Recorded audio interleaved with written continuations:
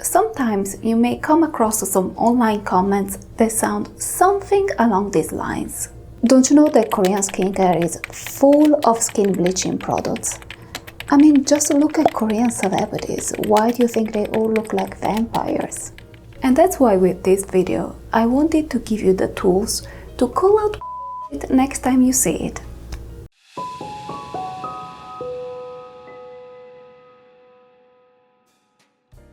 Hello everyone and welcome back to my channel.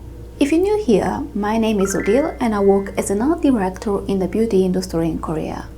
On this channel, I use my professional experience to bring you informative content on Korean beauty trends and history.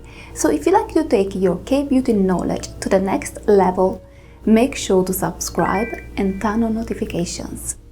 Today's video is all about Korean skincare products to even out your skin tone, or as they're called in Korea, whitening products. Part 1. What are whitening cosmetics? First, it's important to understand what whitening cosmetics are and why they're called whitening. The Korean Cosmetics Act defines whitening cosmetics as products that inhibit the formation of hyperpigmentation spots, either by preventing the deposition of melanin in the skin or by fading existing pigmentation. This doesn't mean that Korean whitening skincare products are going to dramatically change your natural skin tone. Skin color is determined by melanocytes, which are specialized skin cells responsible for the production of melanin. Exposure to UV rays, acne, aging, or hormone imbalances can trigger melanocytes to produce more melanin than usual, and this excess melanin moves up to the outer layer of the skin, making it look darker. Depending on the situation, this can result in an overall tan or in uneven pigmentation. Korean whitening products are not designed to destroy your melanocytes, so they won't affect your original skin color. They simply regulate excess melanin production and increase cell turnover to get rid of darker superficial cells. But what about those Korean celebrities whose skin tone becomes magically lighter after a few years? Well, to be honest, most of the time they're just wearing a foundation shade that is lighter than their natural skin tone. Otherwise, skin lightening in Korea is usually achieved through a series of cosmetic procedures like injectables or some types of laser treatments. It's not an effect that you can expect from cosmetic products. Part 2. Whitening or brightening? But why are these products called whitening if they're basically just skin brightening cosmetics? Depending on where you come from, you might associate the expression skin whitening with skin bleaching, a practice that involves the use of dangerous chemicals to lighten a person's natural skin tone. In Korea, China and Japan, however, this word has completely different origins. The term whitening, in fact, derives from the Chinese expression mei bai, which is transliterated as mi-baek in Korean or pi-haku in Japanese. Since this is a channel on Korean beauty, I'll use the word mi-baek from now on. And you understand why this word is so important later on in this video. The expression mi-baek is composed of two words, mi, which translates to beauty, and baek, a word that indicates the color white. So we can say that mi-baek means beautiful and white. I know that beautiful and white might raise a few eyebrows, but it reflects the preference for light skin that has been predominant in East Asian countries throughout history. And unlike some people think, this beauty standard existed way before these countries even came in contact with white people. So it has nothing to do with wanting to look like a different race. If you're interested in this topic, do let me know and we can talk about the origin of this beauty standard in a dedicated video. It is true that in the past, some people in Korea used dangerous chemicals to lighten their complexion. If you watched my video on 100 years of Korean beauty, you might remember Pak Gabun, a face powder that contained lead. Nowadays, however, all these dangerous ingredients that people historically used to lighten their skin tone, like lead or mercury for example, are banned in South Korea. And even controversial ingredients like hydroquinone, which is commonly associated with skin bleaching today, is banned for cosmetic use and only available in prescription drugs. And I'll tell you even more. Even a popular brightening ingredient like azelaic acid was banned for cosmetic use in 2019. So the chances of your Korean whitening products containing dangerous skin bleaching ingredients are just about zero. And if you're asking yourself, wouldn't it be easier to just label these products brightening instead of whitening to avoid any potential misunderstanding?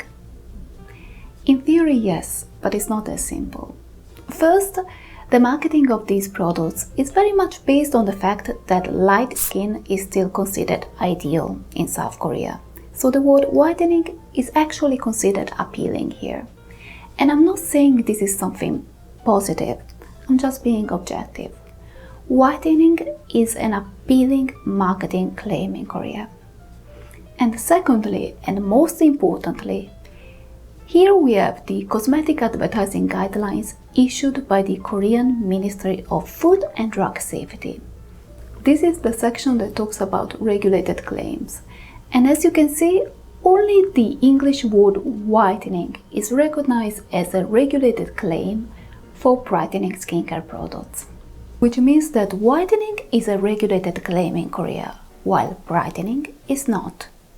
Part 3. How whitening cosmetics are regulated.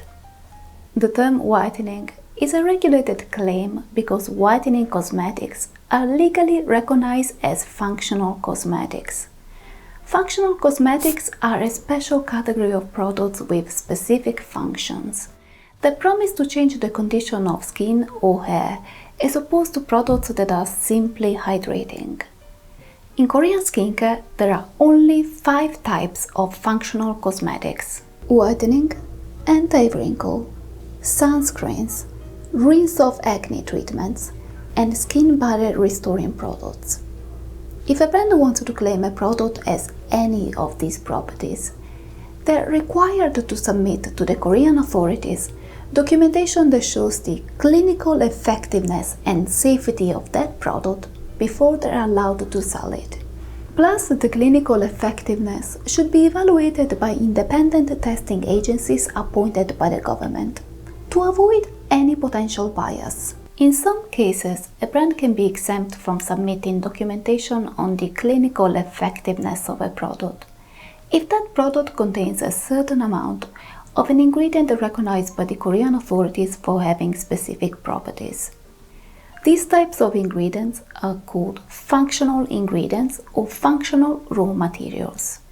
And when it comes to whitening skincare products, these are the only ingredients recognized by the Korean Ministry of Food and Drug Safety as of January 2022. Products that do not contain these ingredients over these percentages have to be tested for efficacy before they can be marketed as whitening. All products approved as functional cosmetics should clearly display the Korean words for functional cosmetics on the packaging of the product and on online product pages to allow consumers to know when a product was approved to have the effects it promises. Now, some Korean companies like the Amore Pacific Group are aware of the fact that the term whitening is considered controversial in many parts of the world. So since 2020, they've been trying to replace the word whitening on their products with the word brightening. And they're allowed to do so as long as they use the original Korean word for whitening, mibaek, on the packaging of their products. So if you wanted to make sure that your Korean skin brightening product was legally approved as a whitening functional cosmetic, there are 2 things you can do. If you have access to the packaging of the product, you should look out for this text on the back of the product. Oh, don't worry, you don't have to learn Korean, of course. You can just screenshot this part of the video and compare it to your product. The second thing you can do is look up the product on the Korean website of the brand. At the bottom of the product page, you should find a table like this one that summarizes the technical information of that product. Once you locate this table, you should check that next to the functional cosmetics section, there's the word Me Bag. I hope this made you feel a little bit more confident on the safety of your Korean whitening products. And if you're curious to know my favorite products to treat all types of hyperpigmentation, make sure to subscribe so you don't miss the second part of this video that will be up next week. In the meantime, thank you so much for watching. Please don't forget to like and subscribe, and I'll see you next week. Bye!